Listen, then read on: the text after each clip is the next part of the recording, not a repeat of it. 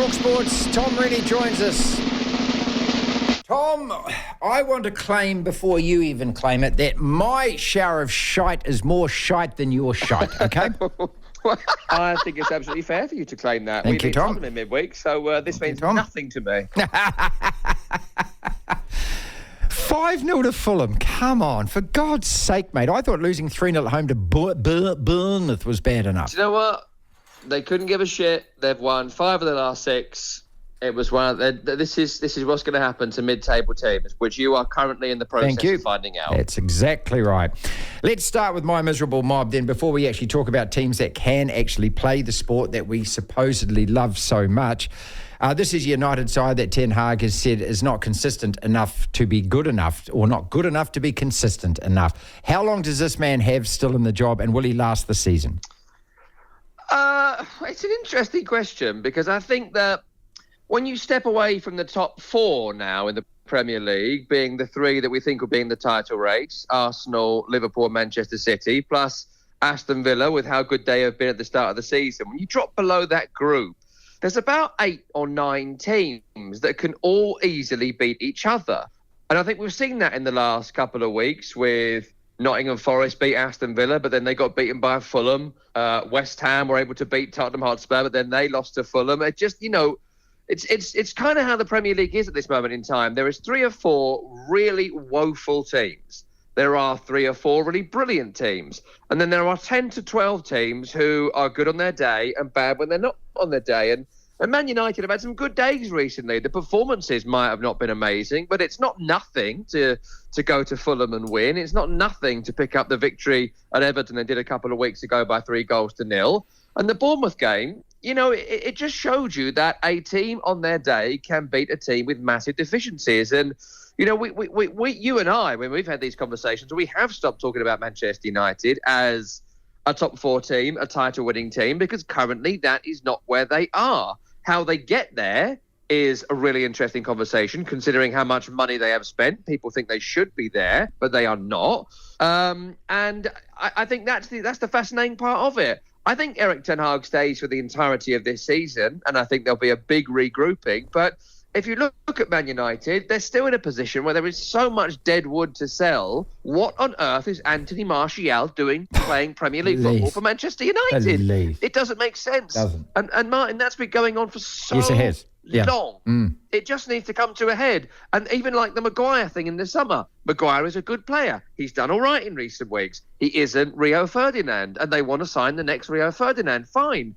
Then sell Maguire. Forget about whether the fact he wants to go or not. You sell them. You sell Lindelof. You sell, these bunch of players that you don't want.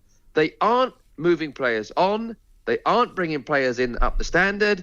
And if you're in the mid-table in the Premier League, welcome to it, Man United fans. Sometimes it's amazing. You pick up a win you don't expect. And other times you get walloped. And right now, Bournemouth are in a really, really good moment. If this game was 6 weeks ago, I think you'd have won it 1-0. Right now, 3-0 loss. Tom Rennie, talkSPORT. Let's talk about teams that are on the up and up. And this Aston Villa side, back-to-back wins in the past few days over Man City and Arsenal. Back-to-back clean sheets, 15 in a row at Villa Park.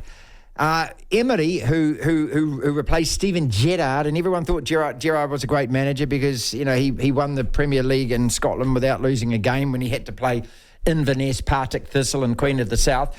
He goes to Villa, he gets shown up, Emery comes along. I don't know what he's done with that squad, but when you look at it on paper, this is the great thing about football, Tom, when you look at that squad on paper, it doesn't have that many superstars or that many players that you think other clubs will go, I'm going to pay, over the rate for that guy. But 15 wins in a row at home, and as I said, 2 clean sheets against that lot. Are they last year's Newcastle, by that I mean the surprise package, or are they even better than that Aston Villa?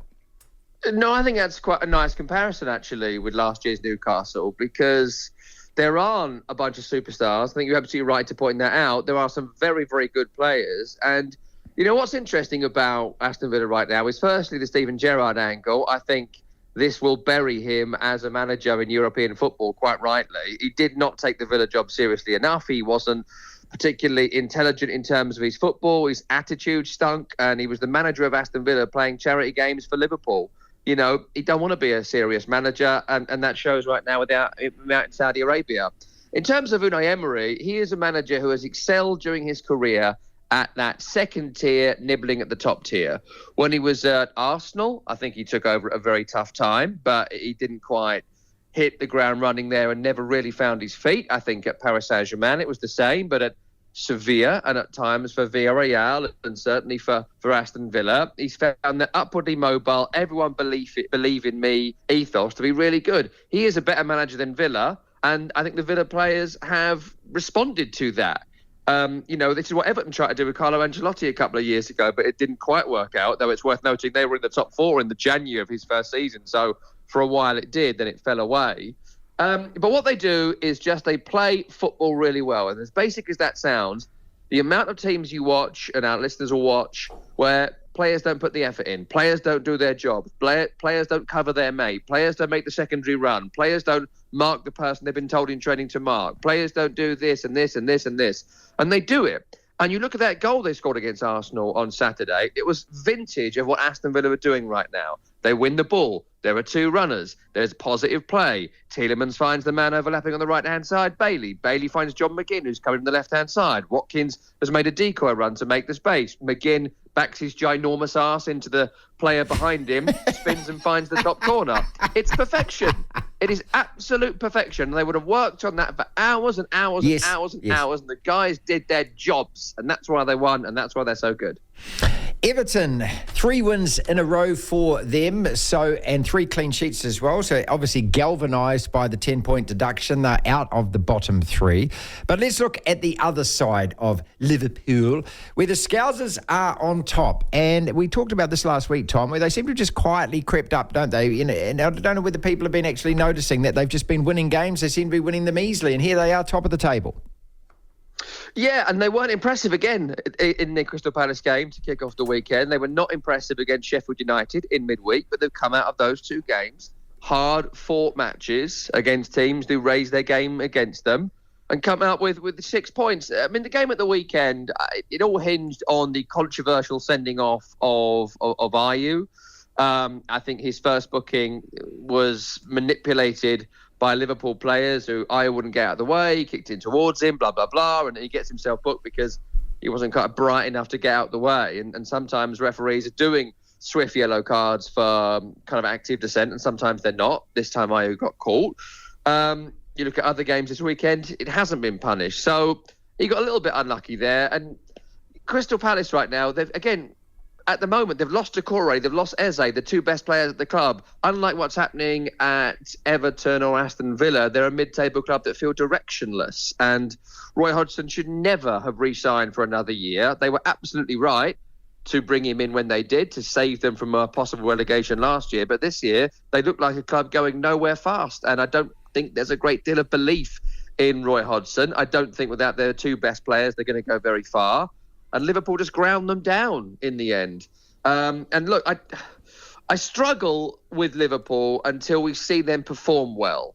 I think that they have been perfunctory and they have been able to get the job done. But I wonder when we come up in the next 3, 4, 5 weeks where some bigger games arise, I wonder if they're going to need to start performing well to make people believe. By people, I mean them. They need to start believing they can be Premier League champions. Right now, I'm not sure they believe it. And that might cost them. I think it's going to be really interesting to see where they are come February. If they are 5 to 8 points off the top, by the time February rolls around, I think you're going to see Liverpool playing significantly better. If not, it'll be because they lost a couple of games that their poor performances should have seen them lose over the last few weeks. Man City's in 4th spot, so let's not talk about them because we talk about them way too much, don't we? Tom, this is probably going to be the last time unless something extraordinary happens in the next few days because we kind of break on Thursday and that's us for a month. And so the next time that we get to talk to you, well, there's going to be another 5 or 6 games being played, or we might be slap bang in the middle of that midwinter break. Let us predict now so that then we can revisit this. By the time we do reconvene again, Liverpool, Arsenal, Villa, Man City, is that top 4 going to change? How much do you get off? I haven't got a single day off till January 5th. What are you talking about? You're taking some time off. Well, it's summer, it's Christmas down here, mate. I tell you, unbelievable. It's barbecue weather down here. I mean, I know that it's so weird, isn't it? I mean, you get snow, ice, and you shiver up there. Man, I tell you what, we got the fans going, the windows open, and we're baking in 20s. I haven't got a day off to the FA Cup third round. And someone asked me yesterday if I wanted to work it.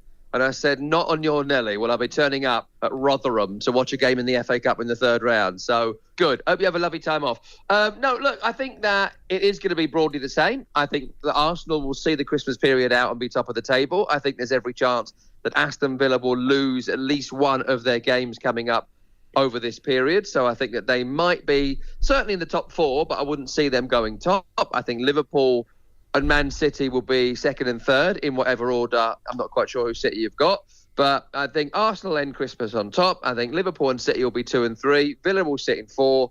I think the group behind that will change drastically. Newcastle aren't getting players back. I think, West Ham could have gone 6th today, but I think they're too inconsistent.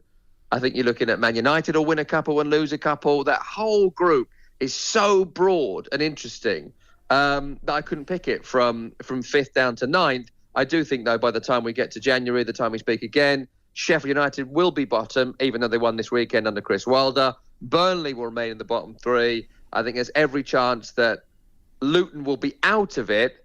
And look out for Crystal Palace and Nottingham Forest. The two of them sinking like a stone right now. Don't be surprised if by the time we get to New Year, Luton look the most likely team to stay in the Premier League of that group. And it's either Forest or Palace, who will have both sacked their managers, massively struggling by mid-January.